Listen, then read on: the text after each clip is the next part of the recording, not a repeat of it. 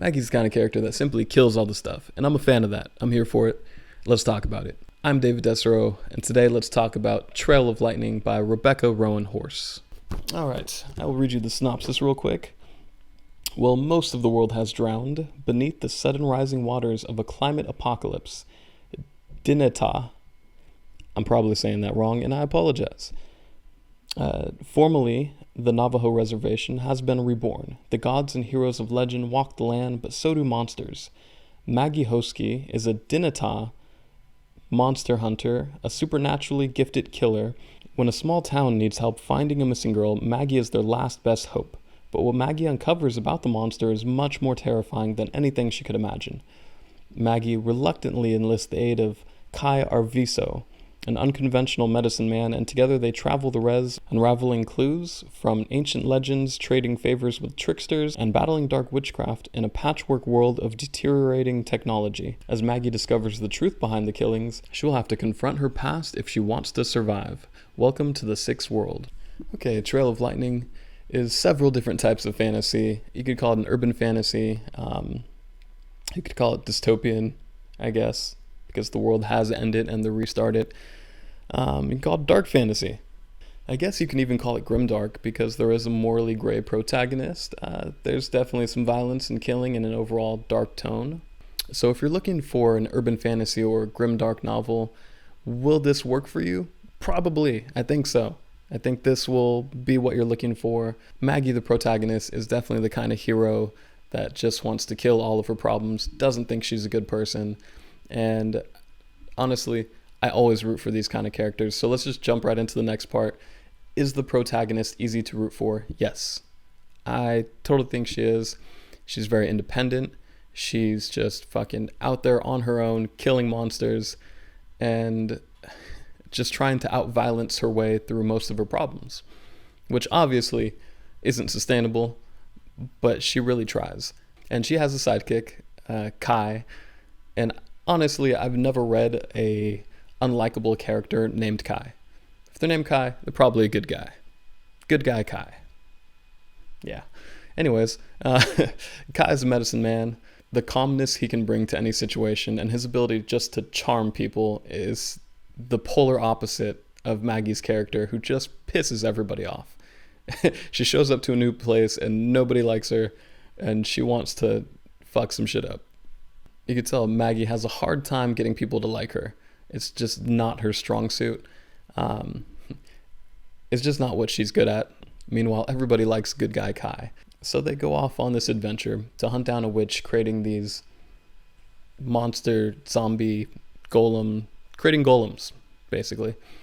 And if you don't know what a golem is, it's basically a fake person built from like wood or stone or rock, and a witch has brought this inanimate object to life as a person, and it's attacking people. Is there a worthy antagonist? Kind of.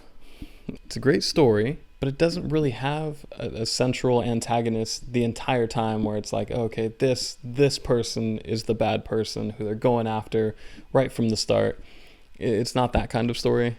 They're looking for somebody who's creating these golems, and there are several antagonists of varying degrees, and out of the collection of antagonists, they all pitch in and do their part to make the story interesting enough to give Maggie somebody to fight. For the most part, you don't really need her to fight anybody. Even though like she's a violent character, a lot of the story is enjoyable just because it's her and Kai doing stuff.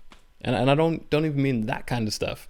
I mean just like doing anything. Her and Kai just driving down the road in a car and just them two interacting. That's good. I get a whole story of that. Would have been totally fine. These characters are likable enough. The protagonists are likable enough to not need great antagonists, which I guess is really awesome considering this is the first book in a series.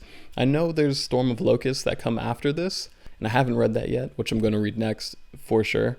I don't know how long this series is. I don't know if it's just 2 books, but because this is the first book, it feels like it's off to a great start. Now, did it stick the landing? Yes. It did stick. It almost gives you an ending like certain Dark Things where it's like it got real close and then something stupid happens and you're like, man, fuck this. It almost does that. But it's a little different. And the way this ending is handled, it's just done. It's well done. So by the end of it, you definitely feel some things, but at the end, you're not sitting there like, well, what was the whole point of reading this? Like, why bother? You don't get shafted in the end. I'm not saying it's exactly like a good ending. I'm not saying it's totally a good ending, but I obviously can't say much about the ending without ruining the book. But it's a well done ending, and it works. Reasons why you should read this book. One, the protagonist is a badass.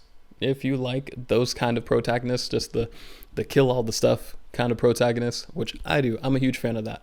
Honestly, I'm a sucker for a morally gray protagonist who really doesn't care about taking lives in order to achieve their goal.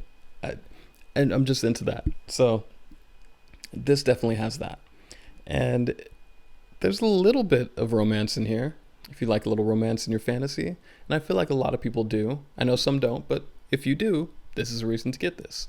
There is action, there is magic, there is supernatural elements and demigods and characters from folklore. Without spoiling too much, there is supernatural stuff that go on. It's not like, oh man, the world, this is like some dystopia and magic is some long lost thing and nobody knows about it and it only happens once at the end. It's not one of those kind of stories. Like, there is magic, there are supernatural beings, the supernatural element is definitely present.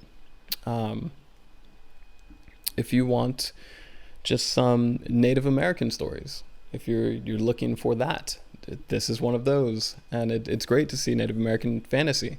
I mean, there's so much folklore to pull from that I really enjoy stories like these.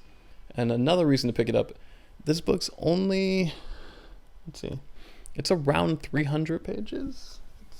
You could read it in a day. I read this during the Royal Weekender Reading Challenge, where you try to read as many books as you can over the weekend. This is one of the books I picked. I read this in a day.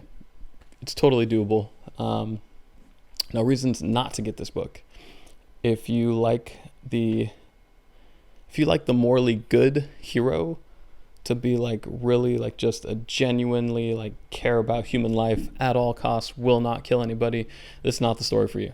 If you don't like action, if you don't like blood and action and things like that, again, this is not for you.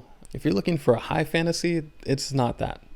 If you want a lot of like if you want the story to focus on world building and to totally just get lost in a new realm or new world, that's not the strong point of this. That's not really what the story focuses on. This is more about a character going through something, has an internal struggle. There's a solid character arc here, but this is all about the characters. It's that kind of story. So if you're one of those people that complain all the time, if you find yourself saying, well, that one was okay, but oh man, I wish there was more world building, you'll probably say the same thing about this. Okay, and as far as my rating goes, I'm giving this 5 out of 5 stars. It was really fucking good. This was everything I wanted it to be. Like when I read the back and I read the synopsis, and I started reading the first chapter, I feel like this book kept all of its promises. Like, it really, I don't know what more I could have wanted from it. Like, it did everything I thought it would.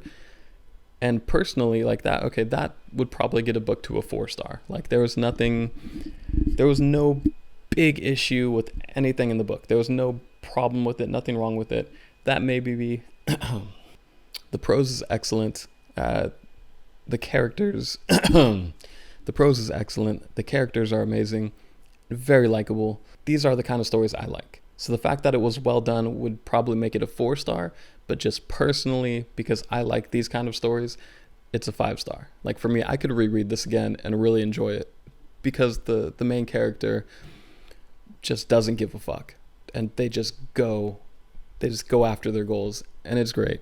So I highly recommend it. Go read it, go check it out. Also, before I end the video, don't forget to like and subscribe down below, hit the notification bell, and until next time, later.